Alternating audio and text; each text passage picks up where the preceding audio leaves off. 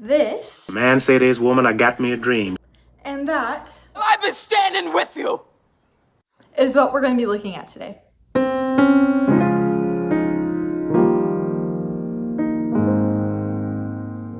Welcome back, it is Cheyenne again, and we're going to look at two astounding plays. American plays, probably two of the best. They are A Raisin in the Sun and Fences, written in the 1950s and 1980s. Many people have commented on these between scholars, non-scholars like myself, and people in between. And I hope to offer a fresh perspective regarding these two plays. So let's get started. Okay, I will have to say though, before we get started actually, is that if you have not seen or read these, I highly suggest you do. I'm not going to do too much of a plot review or any of that or any background. You can read it, you can watch a video production. I know there's some here on YouTube. I highly suggest go check it out. Okay, so some governing questions I have regarding what we're going to discuss today with these plays is, what are the matriarch and patriarch roles that is described and shown within these plays? As well as, can they be done separately? Can one be without the other? And what are the governing principles of them? So let's take a look first at A Raisin in the Sun. And we're primarily going to look at Lena Younger, otherwise known as Mama in the play. Now, she is a strong matriarch figure since the beginning. We see her teaching her children. Especially in the video production, we see her cleaning a lot. She is taking care of what goes in and what goes out of her home, where the couch cushion is placed, the tablecloth. And she very much is controlling and very particular of what is happening in her children's lives and in her life, and to a good extent. But she exercises this great control. But most importantly, what she does and what she, I think, loves and really is what she savors her role as, is that of a teacher. She teaches her children how to live frugally. She teaches how to make a home out of a house or an apartment in her case. She teaches her children about love and forgiveness and God. And one of these teachings that I love the most is found towards the end of the play. She is having discussion with her daughter Benitha. And this is what she says. Benitha says first, "He's no brother of mine," talking about Walter. And the mama says, "What do you say?" Benitha, "I say that individual in that room is no brother of mine." Mama, "That's what I thought you said. You feeling like you better than he is today?" "Yes." "What you tell him a minute ago, that he wasn't a man?" "Yes." "You give him up for me? You done wrote his epitaph too, like the rest of the world." "Well, who give you the privilege?" Benitha, "Be on my side for once. You saw what he just did, Mama. You saw him, down on his knees. Wasn't it you who taught me to despise any man who would do that? Do what he's going to do?" Mama, "Yes, I taught you that, me and your daddy. But I thought I taught you something else too. I thought I taught you to love him." Benitha, "Love him? There is nothing left to love." Mama, "There is always something left to love. And if you ain't learned that, you ain't learned nothing. Have you cried for that boy today?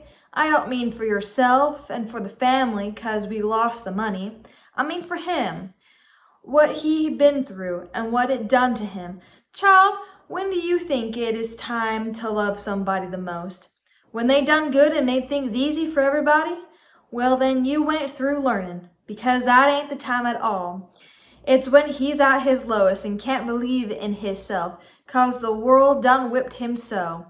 When you starts measuring somebody, measure him right, child. Measure him right. Make sure you done taken into account what hills and valleys he come through before he got to wherever he is." Now let's take a moment to discuss just what she is teaching before we get back to the play. I absolutely love that.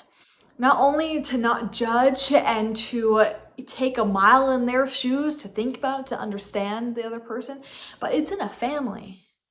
That family loyalty should run deeper than the deepest gorge there is on this earth. It should run deeper than any place else or any other person.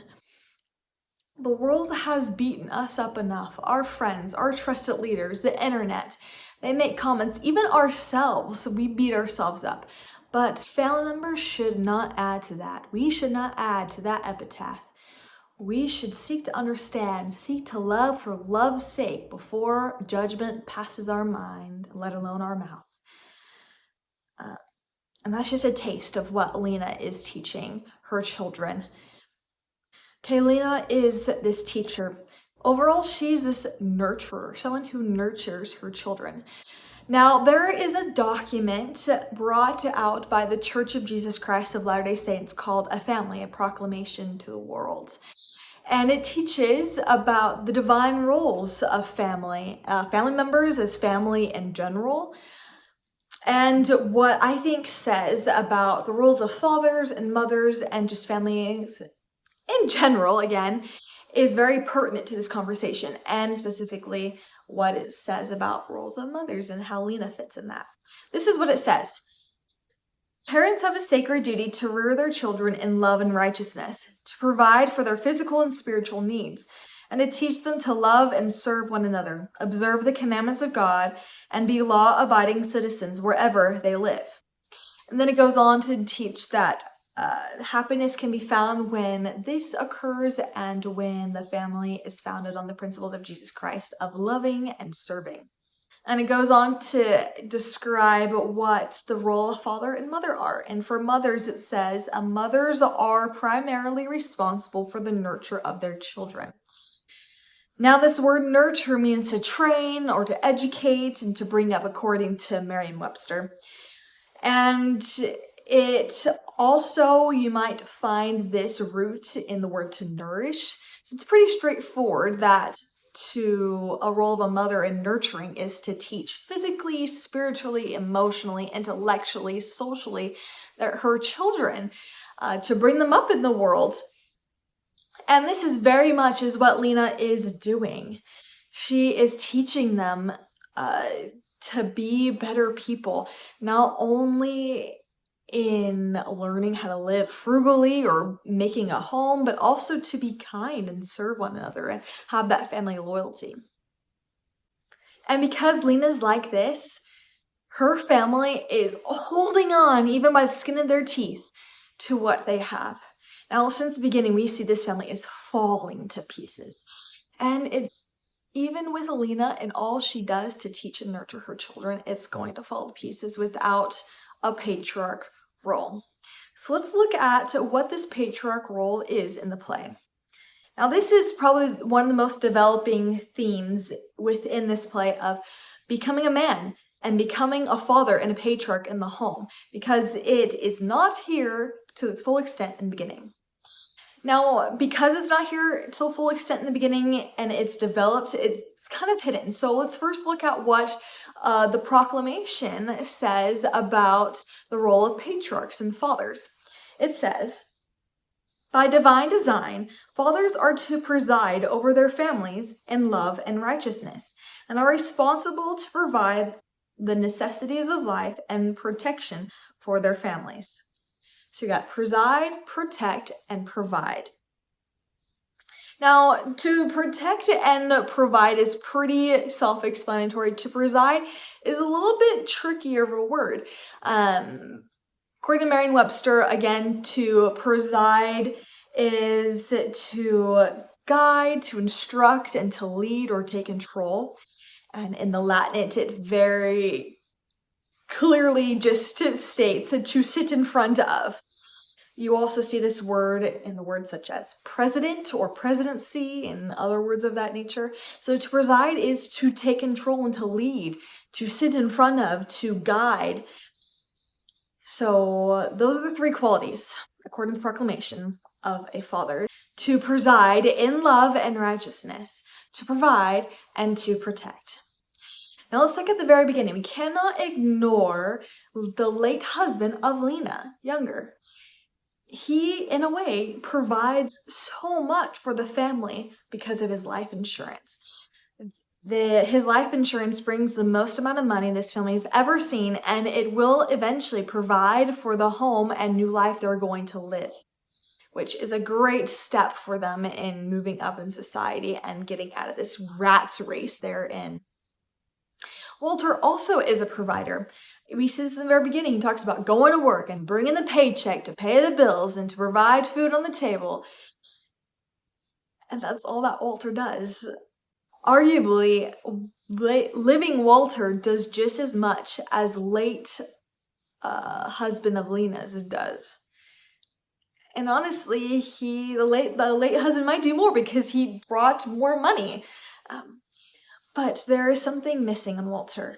And it's very obvious in the beginning. Lena's trying to make a man out of him. He's trying to say, okay, Walter, you've got to step up. And also Walter's wife is doing the same, or trying to evoke the same thing. So he's going to go through a series of tests and trials, and he's going to fail a lot of them, and that's okay. At the end, he eventually passes one of these tests that helps teach him to be a protector and a presider in the home. And this is when the representative of the neighborhood they're trying to move in comes in, is trying to bribe them not to move in and to stay where they're at and all this and that. And he puts his foot down and says, no, my family is going to go and live in this new home. We're going to build a new and better life for us. We're not taking their bribes. We're not heeding the threats. And he becomes this not only provider, but this protector and this presider. And as soon as he fits into this role, this family becomes united like we haven't seen before. And everything starts falling into place. Now, life is not easy afterward. They definitely have a lot of trials ahead of them, but they are a family united, which is the most important thing. So very clearly, this play has shown that the role of a patriarch and a matriarch, of a father and a mother, are necessary in a home, are necessary for those in the home to become a family.